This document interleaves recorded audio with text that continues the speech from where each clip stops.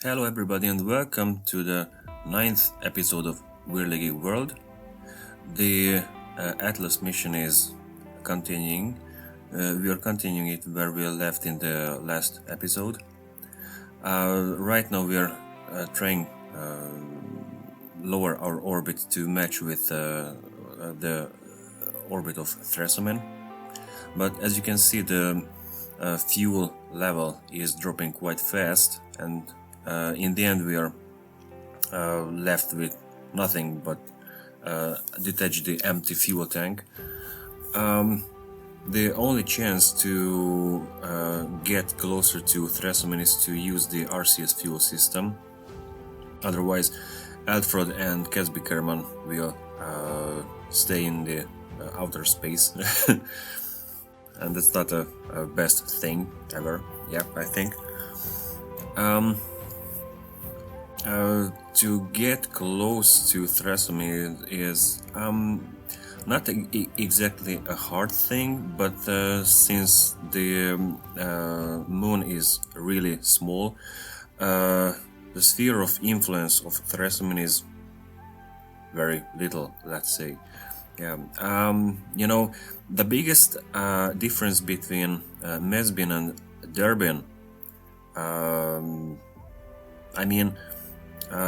of course, the latter has an atmosphere, and Mesbin basically it's a super Tylo, let's say. First of all, Mesbin spins really fast. I mean, for one rotation, it takes about 28 minutes or so. And for Derbin, it's not exactly clear how fast is it rotating around its axis. But since it has an atmosphere, it has to rotate a little bit smaller. And maybe because in the early history of the Mesbian system, maybe there was a huge collision. Probably a Kermon-sized object collided with Mesbian, and that's why it still has a huge crater in the equatorial region.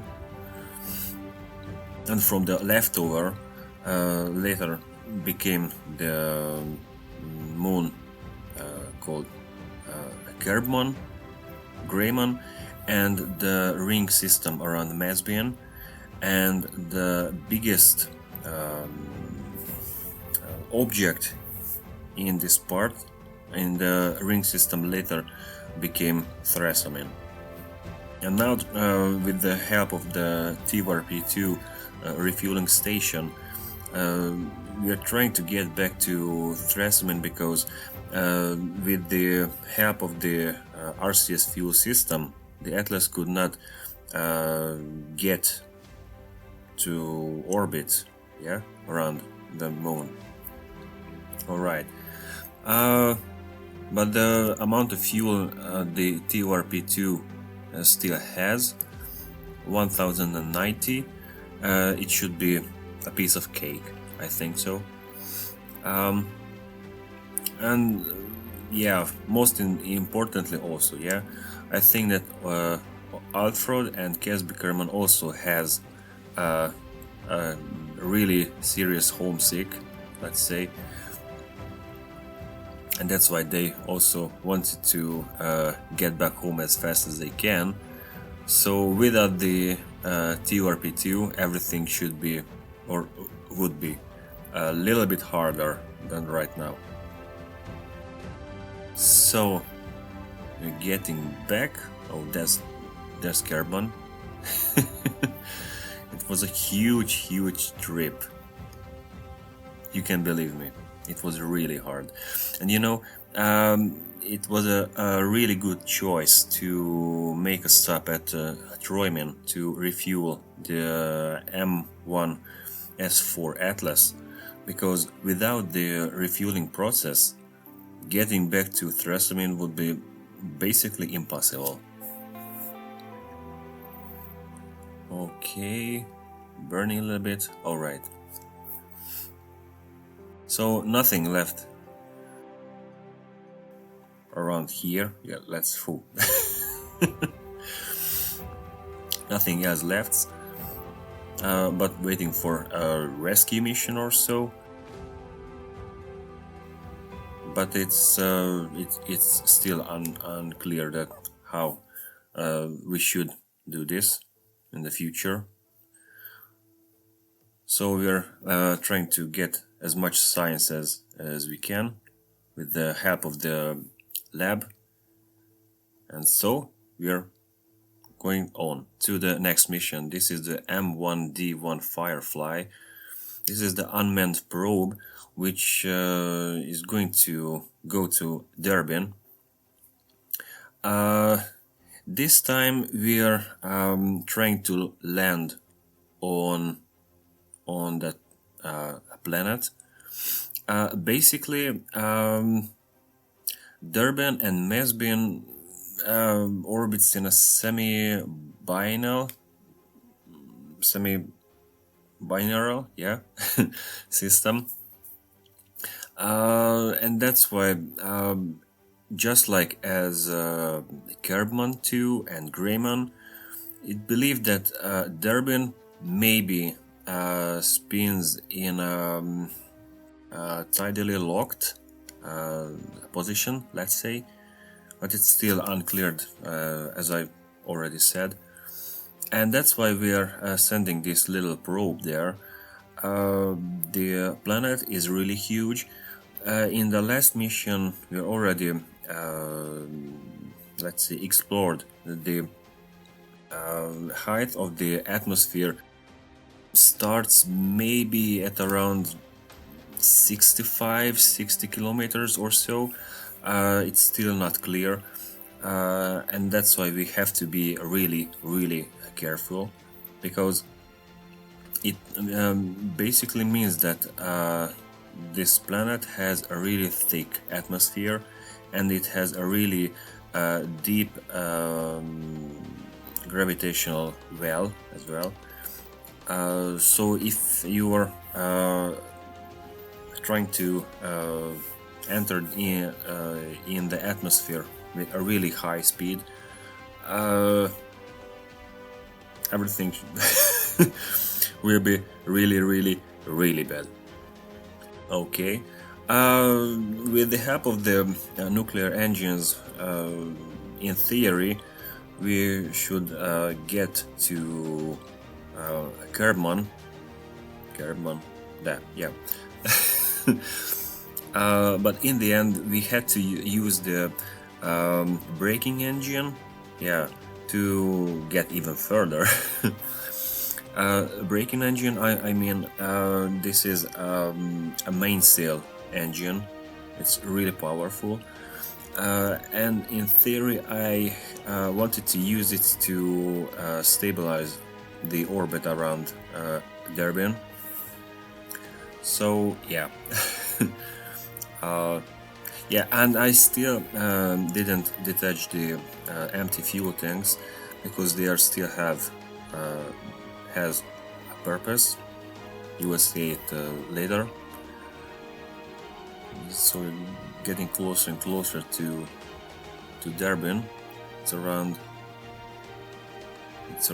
1,000 to 2,000 kilometers or so. Yeah, there's Derbin in the background.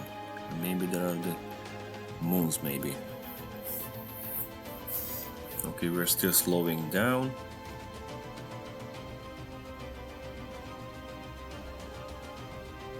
Alright.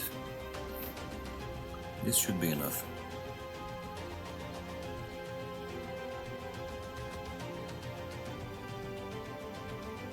Yeah, the perips is 2,000 kilometers, but the apoapse is 94,000 kilometers, so it's a really elliptic orbit.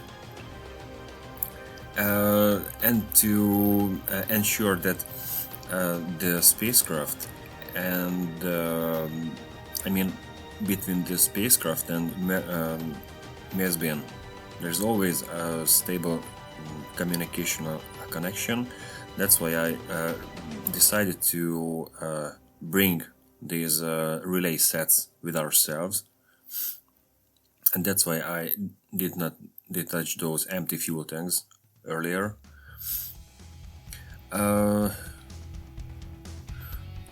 And those bigger dishes, yeah, they are altimeter radars, but since these satellites are orbiting also in a very highly eccentric, yeah, elliptic, I mean, orbits, I don't think they will work at all. So nothing else left. As you can see, the height of the periapsis is around 55 kilometers. This should be enough to get into the atmosphere of Derbin somewhat safely. Yeah. So the apex is still around 8,000 kilometers. So yeah, it's really high. But since later on I detached the main fuel tank, I left with no solar panels, and that's why I decided to detach the shell, basically, and the communicational part of the vessel still has 6 solar panels, and that's why I decided to sacrifice 2 of them to gain back the control over the electricity, yeah. And since we are getting even deeper in the atmosphere, yeah, the connection between the satellite and has been getting worse and worse.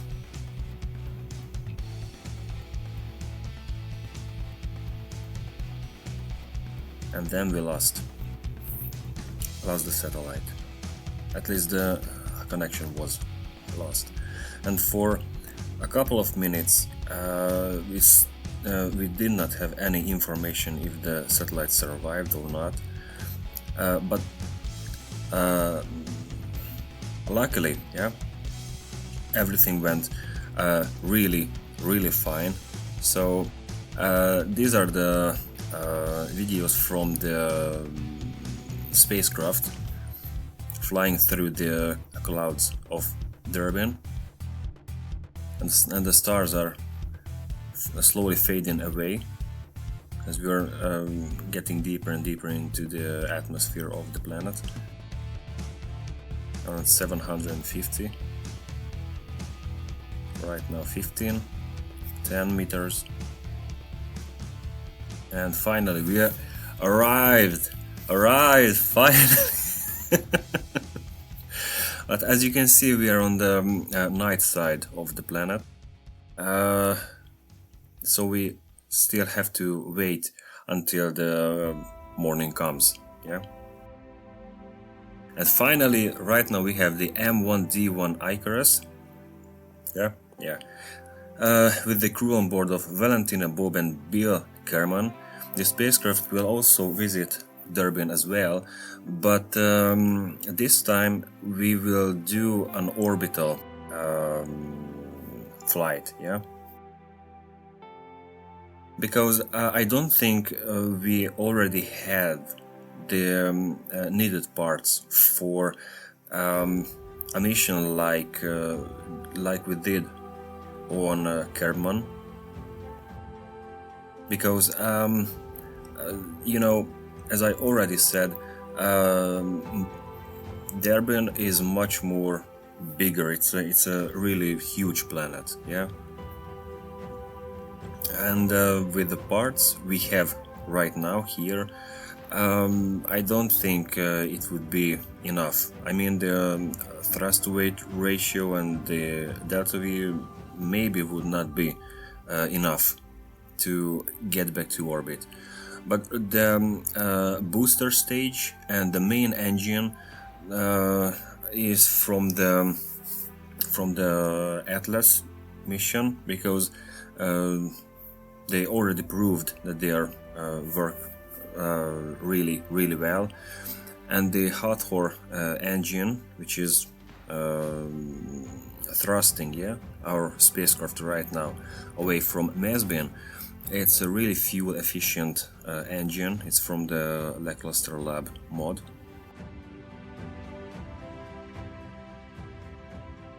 And I don't think it would be OP because it's basically it's like a huge nuclear engine. Yeah. Okay. Right now we are going to visit Derbin once again. Another flyby mission to push the apoapse even further. Okay. So the apoapse is rising 180, 90, 200,000 kilometers, 233. It's insane, it's crazy. Okay. Originally I wanted to do a polar orbit, yeah, around Derbin. So in the end we are left with this almost 45 degrees orbit, yeah, around the planet. And since we're here, I decided to visit, yeah, at least one of its moons, and I decided to go to Derbin. So Valentina, Bob and Bill Kerman can have first-hand, yeah, experience what is Derbin looks like that, yeah, since it's the instrumentations of the last operation, yeah, show that, yeah, you can land on it. It's basically really similar to Greyman, but not exactly, yeah. So probably in the future maybe we will do a manned mission there as well. But for right now we are leaving the Derbin system and trying back to Thrasomin as well, since the amount of delta V should be more than enough for it. That will be in the next episode. And since it's January right now, I really hope that you will have a wonderful year with wonderful experiences. Just like Valentina, Bill and Bob. Okay, so I will see you in the next video. Bye.